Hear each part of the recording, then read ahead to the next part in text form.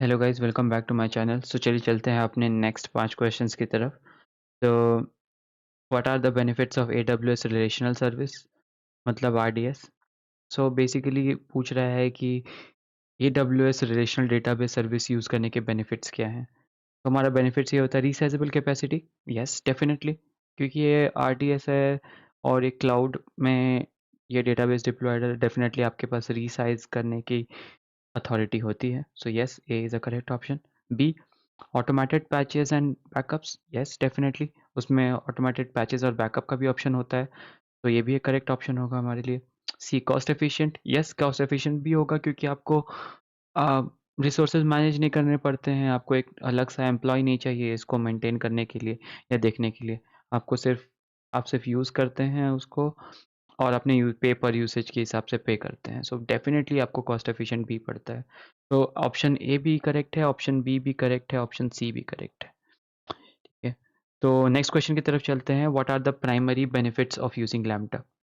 तो क्वेश्चन पूछ रहा है कि आप हमारे लैम्डा, एडब्ल्यूएस लैम्डा जो कि सर्वरलेस कंप्यूट सर्विस है, उसको यूज़ करने के बेनिफिट्स क्या हैं। तो चलिए पढ़ते हैं पहले ऑप्शन की तरफ। Only pay for the compute time you use. Yes, तो उसका बहुत एक इम्पॉर्टेंट प्रॉपर्टी है एडब्ल्यूएस सर्वरलेस लैम्डा यूज़ करने का कि आप पे कंप्यूट टाइम पर यूज़ के लिए पे करते हैं। ठीक है, तो डेफिनेटली ऑप्शन ए तो करेक्ट है। ऑप्शन बी की तरफ चलते हैं। A wide range of operating system from which you choose. ये ऑप्शन गलत होगा क्योंकि एडब्ल्यूएस सर्वरलेस है, तो हमें कम ओएस सेलेक्ट करने का ऑप्शन मिलता ही नहीं है क्योंकि सर्वरलेस है। ये एडब्ल्यूएस इसको मैनेज करता है, तो हमें कुछ नहीं करना है इसके लिए। तो ऑप्शन बी गलत है। ऑप्शन सी क्या है, select and control instance type and capacity actively. अब सेम सेम सेम रीज़न होगा इसका क्योंकि ये सर्वरलेस है, हमें इंस्टेंस टाइप और उसकी कैपेसिटी से कोई फ़र्क नहीं पड़ता क्योंकि ये एडब्ल्यूएस खुद मैनेज करता है। Option D, execute code without first configuring the server. Yes, serverless है, बेसिकली सर्वर आपको कॉन्फ़िगर करना ही नहीं है, तो डेफिनेटली एग्जीक्यूट कर सकते हैं आप code without configuring the server. तो ऑप्शन ए और ऑप्शन डी करेक्ट होगा। क्वेश्चन 18 की तरफ चलते हैं। What consideration should you make about the data you wish to save before migrating और storing an item in the AWS glacier. तो अगर आपको ग्लेशियर में अगर कुछ डेटा स्टोर करना है तो आपको क्या कंफर्मेशन होना चाहिए पहले से। ठीक है, कंफर्मेशन और कंसिडरेशन क्या होना चाहिए। तो ऑप्शन है, ensure the data is appropriately prepared for glacier storage. ऐसा कुछ डेटा को प्रिपेयर नहीं करना पड़ता है ग्लेशियर में डालने के लिए, तो ये एक ऑप्शन गलत है। Ensure that entire quantity of data you intend to store is less than 1 terabyte. Capacity की कोई भी लिमिटेशन नहीं होती है, सो डेफिनेटली ऑप्शन बी भी गलत है। ऑप्शन सी की तरफ चलते हैं। Configure that you are okay with retrieving the data from Glacier taking at least a few minutes. Yes, क्योंकि ये ग्लेशियर में स्टोर होता है तो यहाँ पे थोड़ा रिट्रीवल में थोड़ा कुछ कभी-कभी मिनट्स या कभी-कभी आवर्स भी लग सकते हैं। सो डेफिनेटली ये एक वायबल ऑप्शन या फिर करेक्ट ऑप्शन लग रहा है। Option C is the correct one. Sorry, question 19 की तरफ चलते हैं। What S3 storage class should you select if you have a group of regularly accessed file that you utilize on daily basis?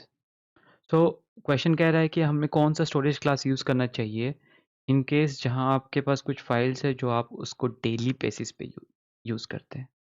ठीक है, तो ऑप्शन ए है infrequent access. अभी जैसा नाम कहता है इनफ्रीक्वेंट एक्सेस, अगर आपके पास इनफ्रीक्वेंटली एक्सेस फाइल है तो ये एक अच्छा ऑप्शन है, बट हमारा फाइल फ्रीक्वेंटली यूज्ड है, तो ये ऑप्शन हमारे लिए अच्छा नहीं होगा। B, reduce redundancy.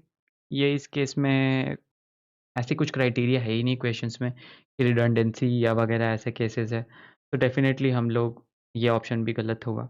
सी है स्टैंडर्ड स्टोरेज। हाँ, तो स्टैंडर्ड स्टोरेज क्या होता है, स्टैंडर्ड एकदम नॉर्मल स्टोरेज है इसका। ठीक है, जो कि अगर आपको कोई डेली एक्सेसिबल फाइल्स है जो आप हमेशा यूज़ करते हो तो आपको जनरली रिकमेंडेड है कि आप standard S3 storage class use करो। तो डेफिनेटली ऑप्शन सी करेक्ट है। और ऑप्शन डी है नॉर्मल एक्सेस। नॉर्मल एक्सेस करके ऐसा कोई स्टोरेज क्लास S3 में अवेलेबल है ही नहीं, तो option C is the correct answer. Question 20 की तरफ चलते हैं। What should you do if you believe your AWS account has been compromised. तो कह रहा है कि आपको आपको क्या करना चाहिए अगर आपको लगता है कि आपके AWS अकाउंट में किसी ने छेड़खानी की है या फिर कोई हैकर उसको एक्सेस करने का कोशिश कर रहा है या कोई इलीगल एक्सेस करके उसको कुछ चेंजेस कर रहा है। सो आपको क्या करना चाहिए, delete any resources in your account that you did not create. Correct, आपको इसको डिलीट कर देना चाहिए कोई भी रिसोर्स जो जो आपने नहीं क्रिएट किया। Respond to any notification you receive from AWS through the AWS support centre.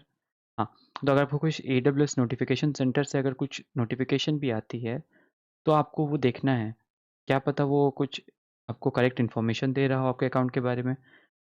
Option C, change all IAM user passwords. हाँ, ये भी एक बहुत अच्छा ऑप्शन है कि अगर आपके को ऐसा लगता है कि आपके AWS अकाउंट में कुछ प्रॉब्लम्स चल रहे हैं, तो आप IAM यूज़र के पासवर्ड चेंज कर लो। और डी है, डिलीट और रोटेट ऑल प्रोग्रामेटिक एक्सेस।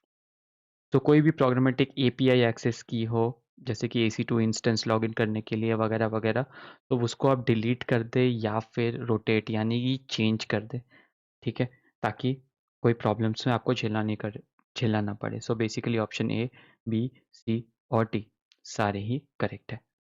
तो आई होप आपको ये वीडियो समझ में आया होगा। तो हमने अभी तक टोटल 20 क्वेश्चंस कंप्लीट कर लिए हैं और भी हम लोग बहुत सारे क्वेश्चंस कवर करने वाले हैं। तो स्टे ट्यून्ड, सारा वीडियोस देखें और लाइक शेयर सब्सक्राइब करना ना भूलें।